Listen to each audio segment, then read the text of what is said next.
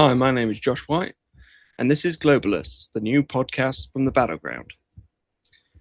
This week we're discussing Keir Starmer announcing his resignation and Andy Burnham's victory in the Makerfield by-election, as well as the broader implications for centrist parties like Labour in the UK and the Democrats in the US.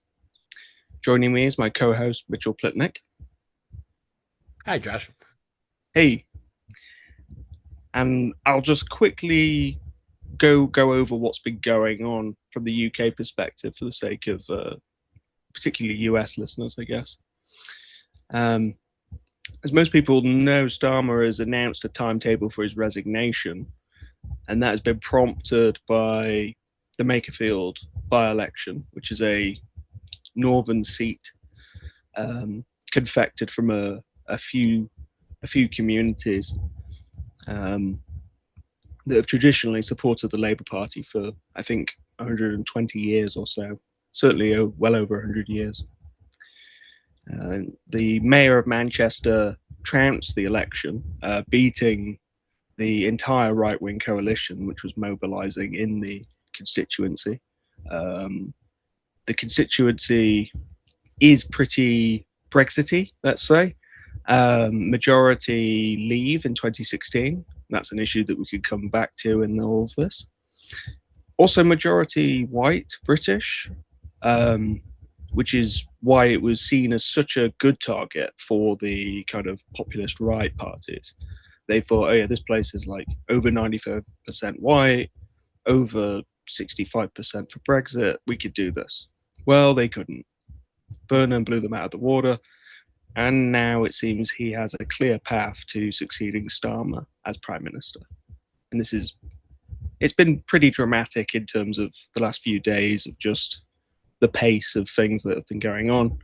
There's still speculation that there could be a kind of phony leadership contest, in that there would be one or two candidates that challenge Burnham, but basically everyone thinks it's going to be him. So that's where we are. I think it strikes me that a couple of things strike me about the by-election. One is just, Makerfield district itself is, as you said, it's a Labour stronghold, but as I understand it, a lot of its local council seats, I believe, recently went to Reform. Yeah, that's right. So that was, I think, kind of a shock, and it certainly was enough to scare outsiders like me that Burnham might not be able to win. And of course, had Reform won the by-election, we'd be facing a pretty grim future. I'm still not quite sure, I have to say, what to make of Andy Burnham on a number of things. He seems to have started from a sort of a decent place on an issue like migration, and then seems to have moved, sort of taken baby steps, but taken steps towards the right or the center, however you want to frame that. That's eerily reminiscent of Starmer himself. And while Burnham does not strike me as quite the slimy operative, I guess I would say, that Keir Starmer is, it's hard to say what to make of him. And from my point of view, as someone overseas, I think about any potential British PM in terms of foreign policy, and I have no idea. I mean, I've looked to see what he says. He doesn't seem to have any strong positions on foreign policy at all. So he's a bit of a I don't know, a blank slate, or at least an opaque container. And also, just the other day, I saw him asked a question about Israel-Palestine and that whole situation. And he first started tap dancing, was clearly befuddled by the question, and then simply said, well, I need to focus on the issues here in Makerfield. So I can't say I can't say I'm very optimistic about Andy Burnham. But I mean, when you're following up Keir Starmer, it is a pretty low bar. Yeah, very much so. I'd say his main appeal is kind of vibes, in that he is kind of a simulacrum of old Labour, northern politics. And particularly where he was standing, that really drew people in. And it's probably the basis of a lot of his support in the Labour Party and across the north of England, especially. I think. Um, in terms of his policy record, yeah, it's pretty all over the place. Given he's been in politics for 25 years, he has, I think, being charitable, I think he has been on a genuine journey from the days when he was a kind of new Labour figure. He was Right. more a Brownite than a Blairite, which Mm-hmm. was the better camp of the two, insofar as they are significantly different. Um, over the last decade or so, he was a Remain figure who challenged Corbyn for the leadership in 2015. Right. He lost. He came second place.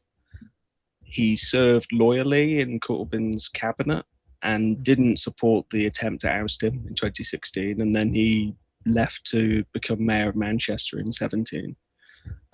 He adopted fairly progressive um, social positions as mayor of Manchester and backed a campaign, or rather, he sided with a campaign to bring buses into public control and cap Right. the fares. Extremely popular, Yeah. extremely popular policy. On foreign policy, well, over 20 years ago, he was one of those MPs who voted for the Iraq War. It's For the Iraq War, yeah. hard to let someone off of that. Yep. On the other hand, he's moved away from the pro-Israel stuff to some extent. He was one of the very few Labour politicians calling for a ceasefire in Gaza in October/November 2023, at a time when Labour was trying to keep a lid on any kind of conversation about that. But he has avoided calling it a genocide, and he has avoided some of the more difficult questions around this, such as defending the rights of pro-Palestine activists in the UK who are facing all kinds of repressive measures these days. So it's very much a mixed bag. He's certainly more humane than Starmer, from what we could tell, and he's very personable. And yeah, it seems to be a mixture of vibes and this journey, as it were. You could see him as a flip-flopper. I'm skeptical of Burnham, but I'm not that cynical at this point. Well, coming from what you're coming from, especially the revolving door, the revolving door at 10 Downing Street that has been since David Cameron, really. Yeah. You should be skeptical of anybody, I guess, taking that office. I guess for me, one of the more I wouldn't say promising, but at least one of the things that doesn't give me pause about Burnham is the fact that he wasn't part of that push, which was basically, in my mind, at least, again, as an outsider, one of the big reasons that Starmer was supported in his bid to take over Labour in the first place was because Starmer, and he certainly did his job, eliminated, not only Jeremy Corbyn from the party, but pretty much all of his followers, and everyone in his camp. And that was, to my mind, what the more powerful forces behind Starmer's rise wanted him to do, and that he did. At which point, I think his usefulness to them was pretty much exhausted. But it does not seem like Burnham is that kind of person, which is not to suggest he's necessarily, on that far left at all. I don't see any indication of that. But at least, he was somebody who seemed to respect the will of the Labour Party voters at the time and resisted the temptation to get caught up in the ridiculous, in my view, sham of the so-called anti-Semitism rife in the Labour Party. And, let me stress that if I believe for one second that any of that was true, and of course there is anti-Semitism in the Labour Party, there's anti-Semitism everywhere you look. But the idea that it was a particular problem in labor or a particular problem under Corbyn was clearly manufactured, clearly absurd. Again, as a Jew, I would never tolerate it if I thought otherwise. Um, but it does not seem that Burnham, and correct me if I'm wrong, but it does not seem that Burnham was caught up in that in any way. No, not from what I recall. I my memory of that period of his positioning was that he more or less sat out all the big controversies and faction fights, but was quite friendly to Momentum in Manchester, which was the pro-Corbynite Mhm. organisation of left-wing members. He generally just pivoted into his city running politics and worked with the left at that level. Which is, you have to give him credit for that. Yeah, and I think this is exactly why, for me, Keir Starmer was such quite frankly a mustache twirling villain. He uh, he played into all of that, but it was really about. It was never about. It wasn't even ever really about Israel or Palestine or any of that. It was always about stamping out progressivism in the labor movement, stamping out progressivism in the UK as a political force. And again, he unfortunately succeeded. You now have a situation where labor, and we've seen this, look, I've experienced this with Democrats here. Uh, uh, Labor was the one, the party that slashed the pensioners' budget while raising the defense budget. It's um, the exact antithesis of, in fact, of all the things that Starmer himself promised when he was running to lead the party. But that to me is what Starmer was brought in for. He succeeded, and it's problematic because we're now seeing, with the collapse of the Tory party, you have the rise of reform. And similar to the dynamic here in the United States, the Republican Party went from a sort of elitist, conservative right wing party to one of the fascist right populist nature, which is more or less what reform is. There isn't yet. There's beginning here in the United States to be the seeds of a corresponding move on the left. And I think that's what we were seeing, a decade ago with the rise of Jeremy Corbyn in the Labour Party.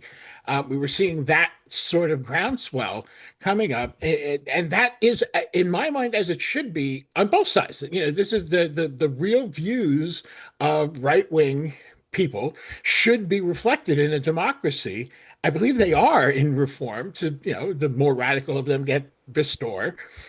Um, the and the real views of more socialist leaning left wing uh, views should be represented by, in the UK, Labour, but in the US Democrats. But we see how strongly that's opposed by conservative forces in both of those parties, and that's what I find so problematic. Yeah, absolutely. It feels, well, it's felt for a very long time that the left is locked out of the discourse effectively, and the right is just on the offensive relentlessly. Um, and in the UK context, Starmer is the key figure in all of that because he dismantled Corbynism as a project and drove the members out of the party.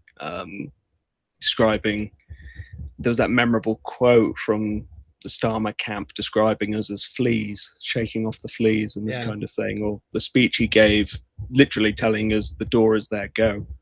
Um, and people did, and people have rallied around Zach Polanski and the Green Party, which is, again, another factor in all of this. It's no accident that Labour strategists, some of them, started to look to Burnham and think, hang on, we need someone who can play a progressive card, at least look more progressive, because they are worried about getting wiped out from the left.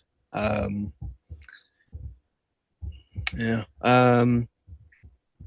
By But contrast, no, by please, contrast to please. the sorry, by contrast in the US, you don't really have a comparable or parallel situation. So Well, we can't because we can't really manufacture third parties. That's just not the way our system is set up. It's not that it's not legally impossible, right? We've had them in the distant past of the United States, the 19th century, and even a bit in the early 20th century. But structurally, it's just impossible for a third party to break through. That being said, we are seeing a strong push in the grassroots of the Democratic Party. And what we have now is a visible split between Democratic Party voters and those who, which are both members, people who are registered here as Democrats, and people who are independent but tend to, vote Democrat or, more progressive, more left. Um, there's a massive gap at this point between those voters and the representatives in Congress. I think in a way that you don't get in a multi-party system like the UK, because there's nowhere else for them to go. As much as they would want to, many of those people would like to see a third party, but there just really isn't one. That being said, we have figures like Bernie Sanders, Alexandria Ocasio-Cortez, Ilhan Omar, a few people who are in Congress, and there's more, I think, coming. I think we'll see. I think we will see. I certainly hope we will see. In Maine, I'm hoping that we will see Graham Plattner unseat Susan Collins, and I think that's where we're seeing sort of a similar dynamic to what we saw with Corbyn playing out. Plattner himself is a flawed candidate. He has things that are easily assailed, that are real, that are easily assailed by the opposition. And the opposition he's facing is not so much Republicans. The Republicans haven't really done this. It's the Democrats, the centrist Democrats, have been the ones mostly attacking him, over having a Totenkopf, which is a skull and crossbones that was co-opted by the SS in Nazi Germany. Most people don't recognize that as for what it is. It's kind of this amazing phenomenon, and we saw something similar with Corbyn. Oh, of course that's an anti-Semitic trope. Of course, or in Plattner's case, of course that's a Nazi symbol. Everyone knows. Look, I grew up around Holocaust survivors. I studied the Holocaust as a kid in school because that was what it was. We were taught. I went to yeshiva, to Jewish schools. I had no idea that I did by the time Plattner came, but I was into my 20s before I knew that had been used by the Nazis, and plenty of people don't know that. Plenty of people have said, people who are, who are themselves Jewish and very knowledgeable about the Holocaust have said that I didn't know, or knowledgeable about World War II. Also, because the way it looked on him is not the way it looked on Nazi uniforms. So there was that. There's of course his opposition to Israel, but there's a bunch of social media posts because he, like most of us, never in his 20s and 30s anticipated running for office, and he said stupid things on social media that most of us have also done. But when you're running for office, of course, that gets assailed. So it's there's a sort of a writ small version of the Corbyn playbook playing out there. We have him. We have a few other candidates. There's more and more of them coming in various local, congressional and municipal and state elections that are coming from a more progressive populist place, and that is hopeful. But it'll take a long time, and it's an uphill battle because the fact is that the money and the entrenched power of the party are all working overtime to stop this. Fact of the matter is, it's a strange thing to say, but for many of these, what we'll often call corporate Democrats, for many of them, they would rather see a more Trump. They would rather see a right-wing Republican government. They would prefer themselves to be in power, but if they can't have that, they would rather see the right win than see progressives win. And it makes sense because progressives will change the system. They have no stake. Forget being noble or pure or any of that. A progressive candidate has no stake in this system as it exists. This system works to enrich politicians. It works to enrich the major party donors, and those are not part of the progressive uh, um, landscape. They're not profiting from that themselves personally or professionally. So they have every reason to just cater to their voters, and they will do so. And that's why corporate Democrats don't want them. So it's an uphill battle. And I think it's an uphill battle in its own way in the UK too, because for all the gains that the Greens have made, there's still, they and there's time. Reform didn't grow up overnight to displace the Tories, but Green has not, at least to this point, been able to take the full advantage of Labor's decline the way Reform did with the Conservatives. Yeah, it's still early days in a way for Polanski. He's barely been in a year. I think he's been in since what, September last year. So the gains that they have made have been pretty significant, especially the Gorton and Denton by-election. Um, Also, on that point about Democrats secretly yearning, or maybe not so secretly yearning, for the Trumpites to continue to be victorious. That's very much the case over here with our Labour right wingers and centrists. They are very much invested in the vain hope that reform will triumph and no left wing force ever will. We saw that with Gorton and Denton. There were anonymous MPs briefing the press saying, "Oh, we would have much preferred it if reform had won." And I'm sure that some Labour strategists on Starmer's side really hoped that reform had won in Makerfield. That's where we are, and it's funny because this is stuff that the left was saying 10 years ago, that this is what these people actually think and what they're actually about. And of course, we get blocked out of the conversation, or you're called a crank or a conspiracy theorist. Mm-hmm. Again, just like all of the criticisms of Starmer's tactics and his plotting, and ultimately his purge within the party, all of it has been vindicated. All of it. As the Remain vote 10 years ago has been vindicated by virtually every economic indicator you can find. And you touched on, I think, where part of the problem comes in for common people. Look, you and I can discuss this. This is what we do, right? We're immersed in these politics. We think about them.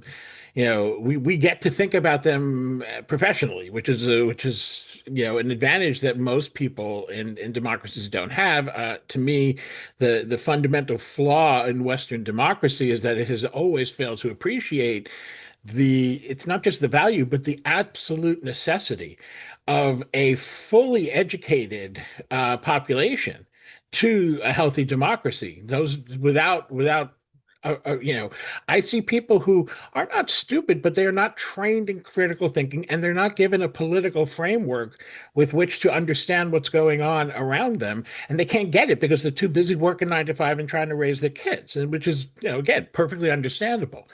So we can do that. And one of the results of this is that parties like the Democrats here and Labour in the UK get identified as the left. These are not left-wing parties. These are, No. in any reasonable political spectrum, these would be, the center-right parties. These would be, or at best, the centrist parties in their better days. They'd be the centrist parties, but certainly not left. Certainly not progressive. When I look at, here in the U.S., what Bernie Sanders is considered to be a left-wing firebrand radical. And in the context of our politics, that's not unfair. That's what he is. But in reality, if you look at the policies that he advocates, look at what he's probably slightly more towards the center to somebody like Franklin Delano Roosevelt. Was a rather heroic and admired president of the United States. So or Um, even Eisenhower post-war, maybe. in a certain way, in a certain way. I Mm. mean, Eisenhower was also conservative in a number of ways, certainly on foreign policy, and certainly in terms of, Eisenhower was also very forward thinking in terms of infrastructure of in the country. He did a lot in that regard. He's also a racist, which we shouldn't, we should not overlook. And it was definitely something that influenced many of his own policies, even if he tried, I think, more than many Republicans not to be, but whole other, so the identification of these parties as left um, allows these reactionary forces to paint progressives as radicals, as Trump repeatedly calls anyone, all Democrats, radical left lunatics. And when he does that, and he's talking about very mainstream center right Democrats, even Trump haters end up contextualizing more progressive Democrats like Sanders, like AOC, um, as uber radicals, as really really beyond the pale, and that's a very, very useful tool because here in the US, it really limits people's imaginations. When it's only recently that most Americans can conceive, just for an example, of a universal healthcare model, a single payer healthcare model, which you guys have, most of the world has, most of the it's not just the Western world, much of the developing world has it as well. Um, and yet we think of it as something from another planet. It's this very, very radical idea. It's still too radical for many Democrats. Um, that sort of shifting of the Overton window to the right is one of the things that keeps progressive movements from taking power here in the U.S. And it's a surprisingly useful tool. Yeah, absolutely. In a British context, it's definitely playing out in a similar way, but in a significantly different way. In that we don't have the kind of social and cultural conservative forces that the US has that Trump kind of taps into on the religious right and so on. Over here, we're very secular and fairly socially liberal on most issues. But the one issue, or one of the big issues that the right has managed to exploit massively has been immigration, obviously, Right. and the spectacle of boats crossing the channel and the obvious kind of emotive imagery and the idea of an invasion being underway and so on. And that has kind of got the left on the back foot insofar as the left is struggling to respond to that adequately, in my view. The Greens have their position, which is to defend open borders explicitly. The left within the Labour Party is pretty rudderless. What's left of the Labour left, thanks to Starmer. And of course, people like Burnham are trying to appease the anti-migrant sentiment by saying, "Oh, yes, we will keep these measures in place that are reducing the numbers, and we will close migrant hotels and so on." He's not being as egregious rhetorically as Starmer was, because Starmer was literally quoting Enoch Powell at one point, which is pretty shocking for a Labour leader. Um, Yeah. Burnham won't go that far, thankfully. So the left has to ask itself how it can push back against this and shift the Overton's window back the other way. And on immigration in the UK, it's very, very tough. I mean, one way to maybe spur, motivate people to that is to look, across the pond and look at what we're dealing with, because here the words open borders, you can't say that. Even progressives can't say it. There are progressives who support it, who believe in it, but even they are, they know that saying it is just going to shut people down immediately. Even people who consider themselves leftists and liberals don't support it. Some. There are others, obviously, as I just mentioned, who do. So it really it really is. something to see. On the other hand, we can look and see where the attacks here on free speech, and here we can go back to the question of Palestine, that have been launched by both Democrats and Republicans against academia here and against protesters here. We can look over at the UK and see what's been done to Palestine Action, which is appalling.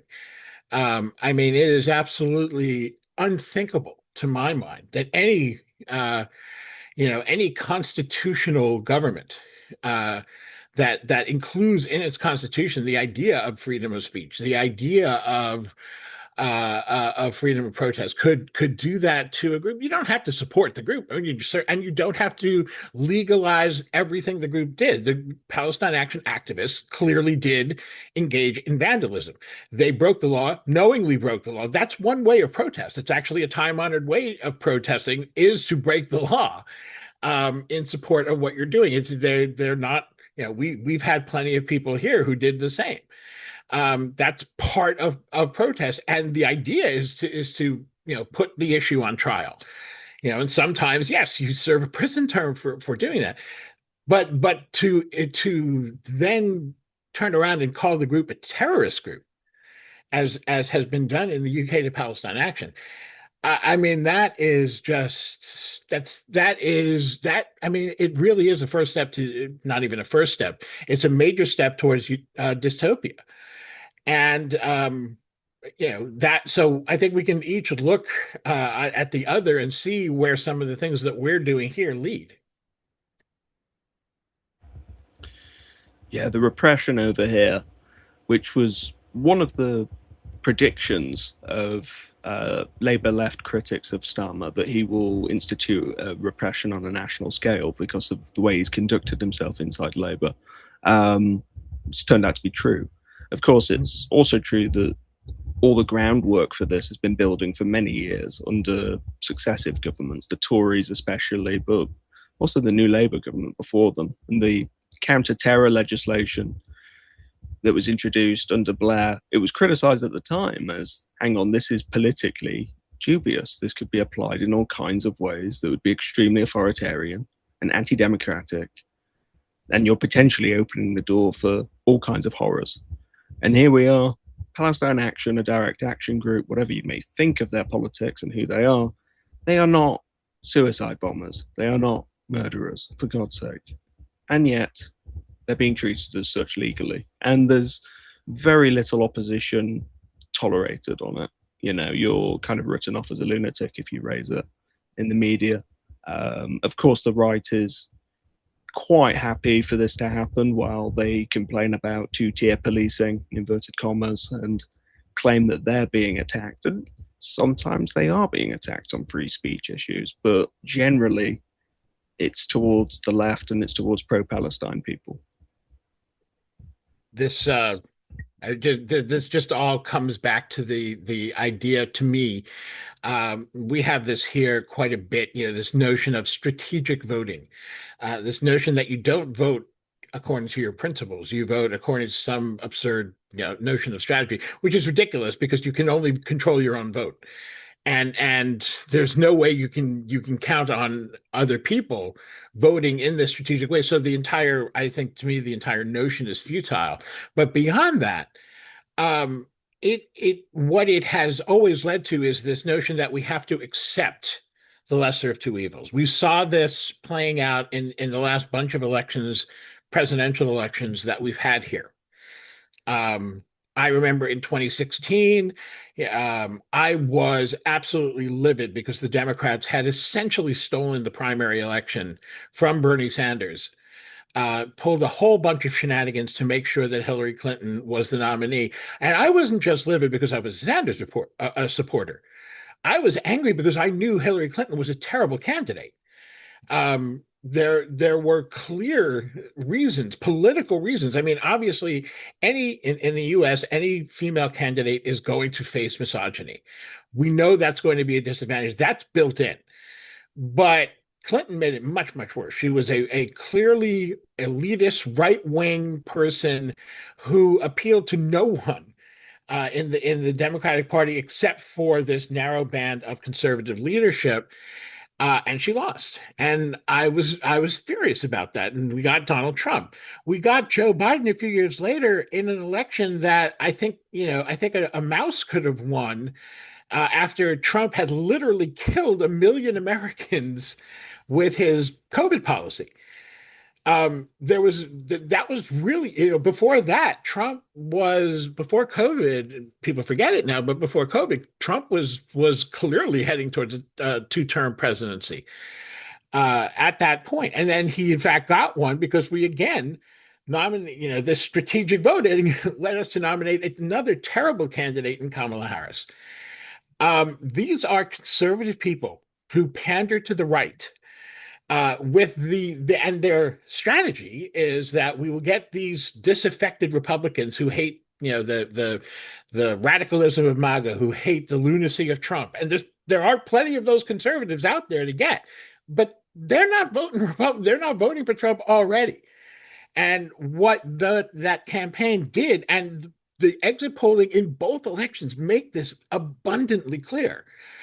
What those strategies did was alienate left-wing voters, young voters who thought, why should, especially young people who said, what am I voting for?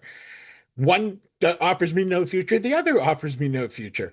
And in 2024, that was magnified by literally demanding that people vote for someone who actively supported genocide. Uh, and was she the better choice? Yeah, she was. That's how bad Trump is, but that's not a choice that gets people out to the polls.